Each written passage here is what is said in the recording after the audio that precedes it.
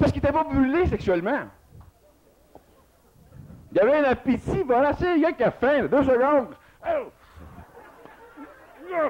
Oh, du café, ce gars-là. Tu sais, l'autre, tu dégueulasse. Il n'a pas faim. Tu vois bien qu'il n'a pas faim quand même l'autre. Le grand-père, quand il arrivait le soir, là, des fois, il attendait 1 mois après ça. Là, il spottait, la grand-mère. Il spottait pas les voisins et les voisines, lui, là. C'est comme le chat. T'as toujours son affaire à la maison. Là, il arrivait avec sa main. Tu sais, vous savez, les petites tapes sur les fesses, ça vient des grands-pères, que les femmes détestant. Là, tu sais. M. Turner, quand il a fait ça, c'était un scandale, une petite tape. Là, les femmes, messieurs, les femmes ont horreur de ça. Faites pas ça. Ça, c'est d'insulter une femme, là. Ah, ça, regardez le geste, tu sais. On dirait que le gars s'est pratiqué, là, tu sais. Je sais pas s'il joue au quai, tu sais. C'est épouvantable pour une femme, ça. Épouvantable.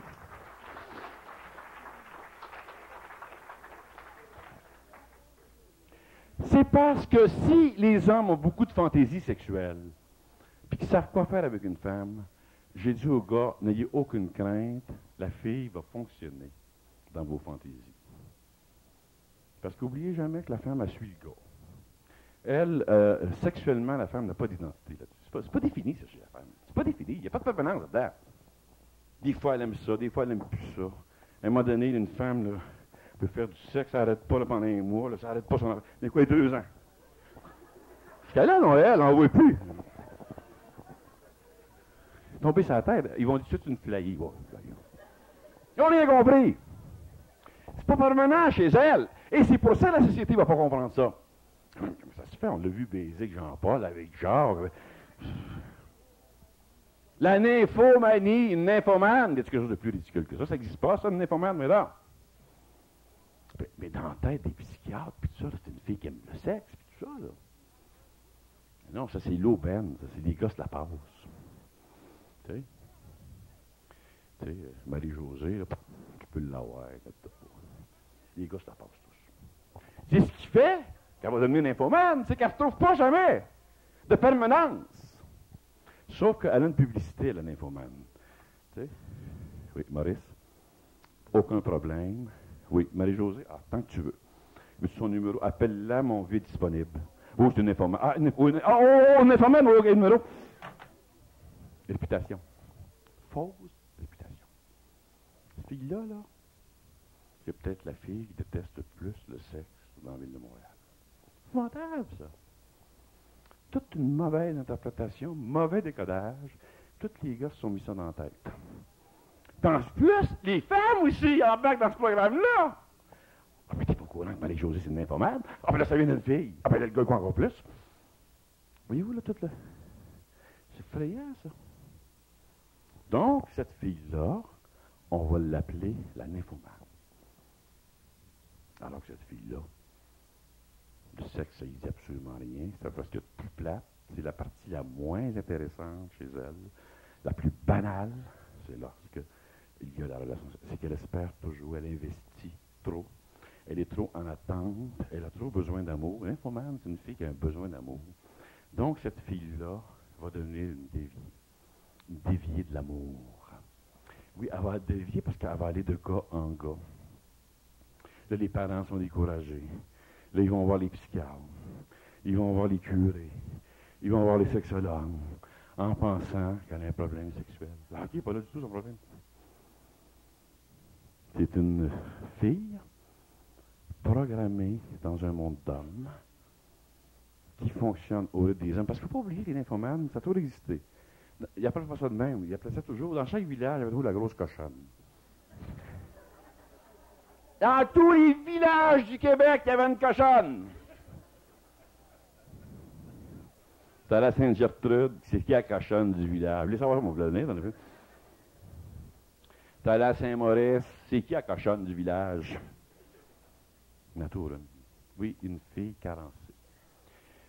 Puis, comme on n'avait rien saisi, rien compris, on l'appelait la cochonne. Pas cochonne du tout, cette fille-là.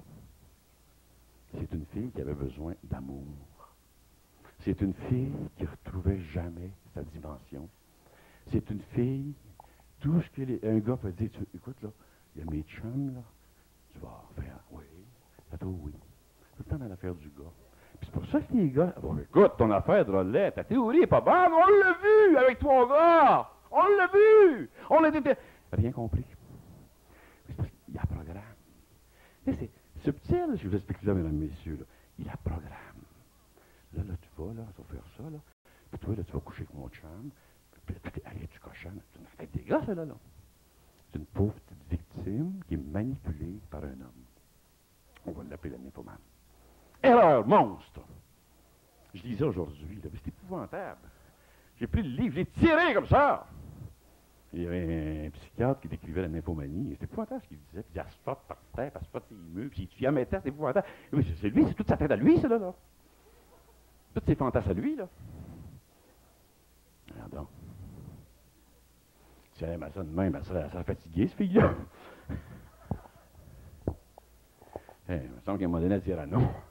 Aujourd'hui, ont des relations sexuelles en dehors de l'amour. C'est ce qui explique que les femmes deviennent de plus en plus agressives.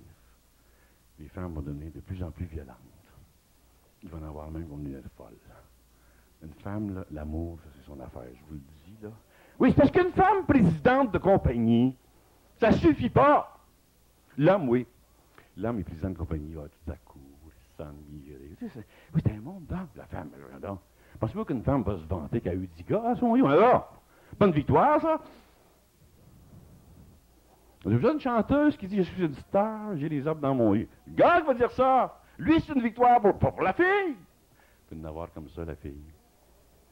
Le plus gros chromo de la ville de Montréal va avoir les gars de même. Il n'y a pas de problème.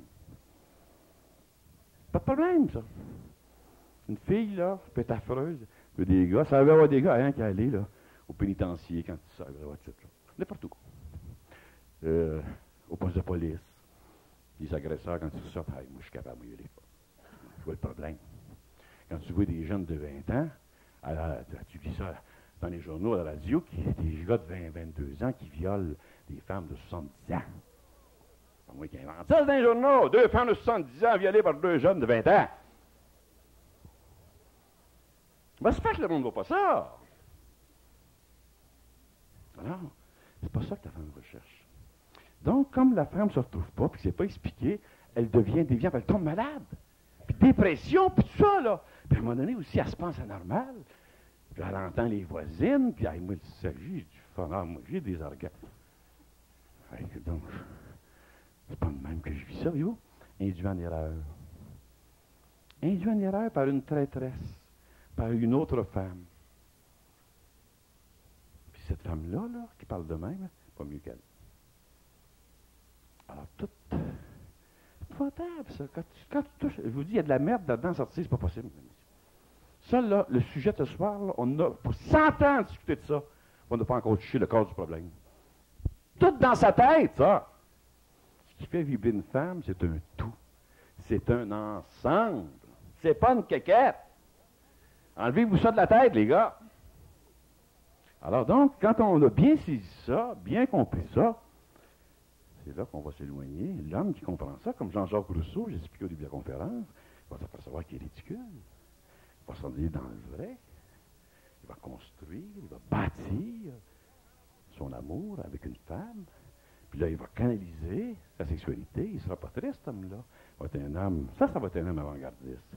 Ça va être un homme qui a compris, qui a saisi. Ça va être une marque d'intelligence. Alors donc, vous voyez que les déviations sexuelles, c'est une très mauvaise nouvelle pour les hommes et encore plus pour les femmes. Donc, les femmes ont un rôle à jouer et j'aurai l'occasion d'en parler dans la deuxième partie. Bonne pause.